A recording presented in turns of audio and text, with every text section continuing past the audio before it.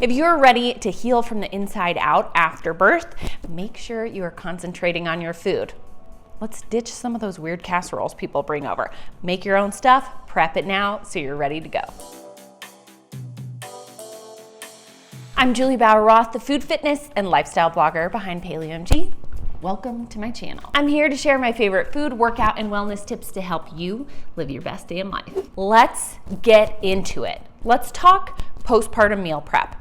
I am popping. Things are coming out. This baby is growing by the freaking day. Every morning I wake up and my belly button is pushing out farther and farther. Light at the end of the tunnel. We are almost not pregnant. Good things are coming. But since I haven't given birth yet, I am prepping as much food as possible for postpartum meal prep. Now, when people give birth, often people do a meal train and a bunch of people will bring food over. But oftentimes they're just making something that's very comforting, like a big lasagna dish or a noodle casserole. Lots of casseroles. And they're often just made with processed ingredients because people are just trying to get you food. They're not concentrating on the perfect ingredients. But when you are making the food for yourself, well, you can concentrate on exactly what's going in that food. And for me, I didn't trust anybody else, you know? I mean, I'm a non-trusting person. Let's just be real here. I don't trust anybody else, especially with my food. I guess that's stupid to say because I love going to restaurants. But friends and family, I'm not gonna trust them. I didn't grow up in a household with my mom cooking or my dad cooking on a regular basis. We made sandwiches, made some casseroles, but that was about it. Ooh, we did bake pies. But I want to make sure that the food that I'm putting in my body is the food that I would eat on a regular basis. And that means grass-fed beef, that means pasture-raised chicken, that means bone broth from a company I trust that uses pasture-raised and grass-fed. I want to know what ingredients is going in my food. And that's why I started doing meal prep weeks ago. I think I started at about 25 weeks and then I slowed down after that. I got a little exhausted after a few weekends in a row, but not to worry, I'm back at it and I want to share exactly what I'm doing for my meal prep to hopefully help you out. Now, the biggest thing I'm concentrating on, first and foremost, is bone broth. And let's be clear, I'm not gonna make my own bone broth because I think it smells like in my house and I don't want my house to smell like crap when I am at the end of my pregnancy. Smells are quite intense. So I'm not making my own bone broth, but I do love quite a few brands out there. There's so many grass-fed, grass-finished, pasture-raised chicken and beef bone broth out there that you can find. There's Kettle and Fire. There's a million different ones out there. Kettle and Fire is shelf stable, which is why I love it. And then a ton of different options are in the freezer section as well. So you can just check that out. But there's a local restaurant here in town who makes their own bone broth, duck and chicken. So I'll be getting my husband in the car to get some bone broth afterwards, and I'll be drinking that Kettle and Fire bone broth on a regular basis. But that being said, I used bone broth in almost all of my recipes that I'm gonna show you today. So number one thing I'm using, bone broth. Bone broth has gelatin in it, which your digestive tract loves, and you're gonna heal from the inside out. Because think about this. Think about this for a second. So you build an organ when you're pregnant, the placenta, as you build another human. And then the placenta rips off, that's the technical medical term, rips off, and you expel, you birth the placenta. Well, guess what? That organ was attached to you, so it's gonna leave this big scab, and that is why we bleed afterwards. Well, we wanna make sure we're feeding our body to help heal that wound. Think about whenever you're sick, you wanna heal from the inside out, and that's what we're gonna think about it as. We're healing this wound from the inside out. So gelatin from our bone broth. Another thing I'm using a ton of is grass-fed, grass-finished, heritage, pasture-raised, any sort of beef, chicken, or bone broth, especially on the bone. On the bone is gonna give you glycine, it's gonna give you zinc, B12. All these things are gonna help replenish your body. So in the freezer, I have plenty of recipes with bone broth, plenty of recipes with meat, especially on the bone, if possible.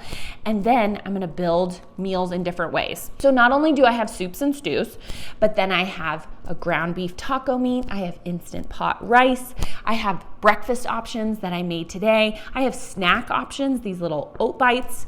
I have pancakes. I'm gonna talk you through all these different recipes, and don't worry, I have links to all these recipes because they're all on my website. Now, I wanna share with you some must-haves, in my opinion. When I started making these postpartum recipes, I started off with adding my soups to big Ziploc bags. I got these little stands to hold up my Ziploc bags, and then I would pour the soup in there, try to get all the air out, and then freeze it as I was flattening it out in our freezer. Well, those let in freezer burn really easily. I'll show you what that looks like. And it's just not great for space. So I found an amazing company that I love so much. And if you are doing any sort of freezer meals, I can't recommend them enough. So they're called Super Cubes. So they have all kinds of different sizes, whether you want to do big little spots, these will be perfect for my little breakfast casseroles. Or if you want to do some ice cube size items, they have so many different options to choose from. And they even have milk storage as well. These are their little milk trays. And so if you're breastfeeding, here's a great option. And they have these little cookie trays. Well, I didn't do cookie dough in there, but I did do these perfect little oatmeal peanut butter chocolate bites. So then I have snacks around, because the main thing I'm thinking about right now is keeping me and my family fed and happy through this big transition. We've never had a child. And from what I hear of everyone on the internet, it's a bit of a hard transition. So I want us to feel like we are fed. We don't have to worry about food. We don't have to concentrate on that, especially my husband, because I do almost all the cooking around here, and I'm not gonna get off my ass for a little bit. I'm gonna be holding this baby as much as possible, resting as much as possible, hydrating as much as possible, and feeding myself as much as possible. And I wanted to make this as easy as possible on him. So now I have all these recipes that he can easily defrost on the stovetop or in the oven, and then boom, we have a meal, we don't have a fight, it's wonderful. Now, another must-have in my book is a food saver or some sort of vacuum seal system. So before I did the plastic bags, and now I have freezer burn a lot of my food, which is fine, it's not a huge deal. But when you're vacuum sealing, you know, you're just going to get all the air out and you're not gonna have that issue, and it stores a lot easier. So after I use any of these super cubes, I can just pop out the little recipe that I made, put it in this food saver bag, and then I can vacuum seal it and get it into the freezer, and everything is good to go. This will save you. So we've talked about the food that I'm going to be using on a regular basis for my postpartum prep. We've talked about the must-haves, the super cubes, the food saver. Now let's talk about the recipes I did. Now I'll be giving birth in July, and so that's not exactly soup weather, but we want warming foods. We want comforting foods, and we want foods that heal us from the inside out. So I started with different soups and stews. I made my taco pasta soup because I had a ton of grass-fed beef around. I was like, this is perfect. I love my taco pasta soup. I can fill it with bone broth, and then it has some chickpea noodles in there, so I'm getting a ton of fiber as well, because you want to get that fiber in. Going to get things passing through after birth. So I made my taco pasta soup. Then I made my creamy gnocchi soup, another super comforting meal that I love. I had gnocchi on hand. I had some ground pork or Italian sausage, whatever the recipe calls for. I made that. And then I made a bacon braised beef stew. It's from my last cookbook, Juli Bauer's Paleo Cookbook, and it is one of the best stews I've ever made. I love it so freaking much. If you don't have the book, you gotta get it, because that recipe is absolutely worth it. Then I got to thinking about bowls that I would like to make. So meals are so easy as bowls. So I made instant pot rice, which I used bone broth in, and I made my instant pot carnitas. And remember, I'm gonna post all these recipes in the description below, and so you can find the links to all of them. So I made my Instant Pot carnitas, again, with bone broth, and then I was able to freeze that. Plus, I made some ground taco meat with ground beef, and then that way I can build bowls really easily. I have my Instant Pot rice, I have my ground taco meat, so then I can make easy taco bowls in a pinch. I have beans on hand. I can add some greens in there, whether they're cooked greens or some raw greens, and then I can just build this easy bowl. And When I say me, I mean my husband. I mean, he can make it. And same thing with the carnitas. We can make different types of bowls with the carnitas as well. Then next up, I wanted to do a little egg casserole. I wanted to do a breakfast casserole. So I made these little egg casseroles with eggs, ground beef, because I had that on hand. And then I did some waffle fries with that as well. A woman I follow on Instagram is amazing, and she shared this recipe. And so I just whipped up some of those. You can easily do any sort of breakfast casserole in a big dish, or you can do it in little tiny dishes, so you have little egg bites to go. Another breakfast option or a snack option, little protein pancakes. And I shared this protein pancake recipe in my YouTube video all about simple breakfast during pregnancy. So I'll share that. Don't miss that. It's an easy recipe that anybody can make. Breakfast is something I'm not personally worried about because we do really easy breakfast. We do some sort of sausage or bacon, we do some eggs, we do some fruit. It's pretty easy to get breakfast on the table in about 5 minutes or so, but I did want an option for the first couple days, which is why I made those egg casseroles and those pancakes for snacks or for breakfast. Another thing I'll be doing is smoothies. Lots of smoothie recipes. I personally love smoothies. I make them with raw milk, which has a great source of protein and fat in it. And then I can add some protein to it as well for some sustained energy. And speaking of sustained energy, another little snack that I did was protein balls. So instead of forming them into balls, I did these little cups because it was so easy to put them into the cookie tray and then freeze them. And then all I have to do is seal them and we're good to go. Now these are peanut butter energy balls with some peanut butter, some protein powder, some oats, and then I melted some 70% cacao on top. And that's it. Those will be great snacks to just have on hand and get ready to go whenever we need them. And I say I know my husband will want these a ton too, so I'm glad I made a lot. Now I'll just pack these in the bag and then be able to vacuum seal them and be good to go. If I'm doing an estimate of how many meals I have somewhere between 32 and 48 meals ready to go in the freezer with everything that I've made. And that's a rough estimate. Who knows? It could be less, it could be a little bit more. We could get sick of it and my husband might want to cook something else. But no matter what, we have a ton of different options to help heal me from the inside out.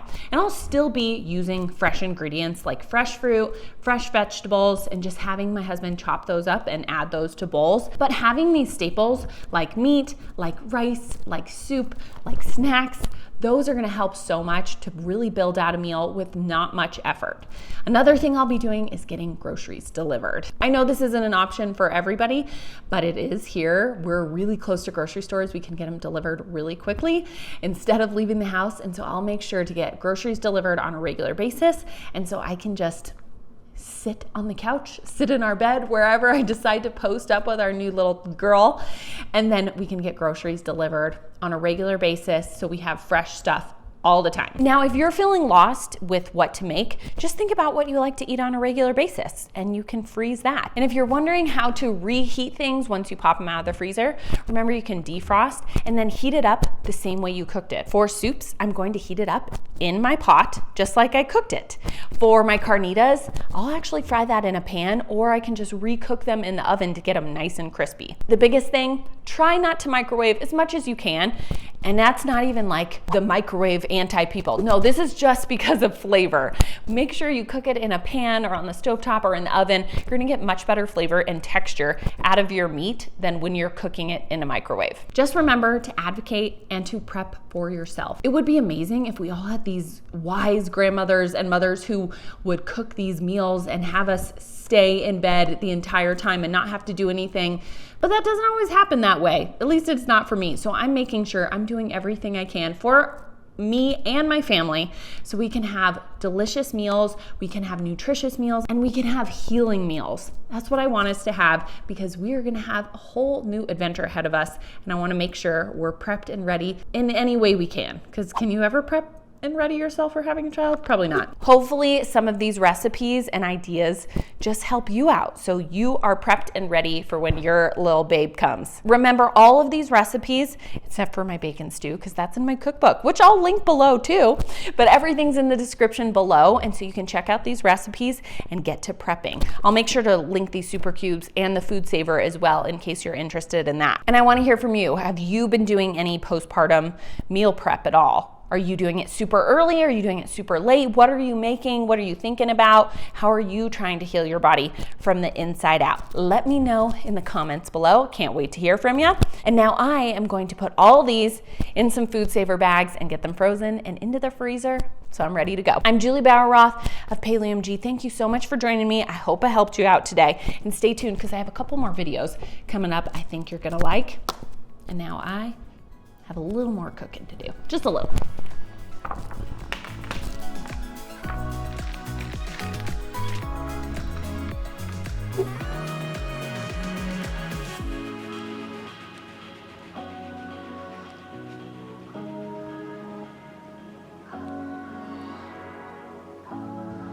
Sealing this up.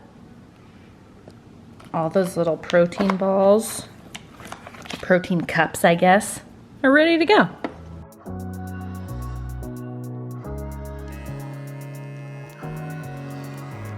So here is the difference when I use plastic bags. Isn't great for razor burn or freezer burn compared to when I use the super cubes and vacuum seal everything. So I got the beef taco meat here. I got the Instant Pot rice. Here is some gnocchi soup. I got taco pasta soup, and I got carnitas.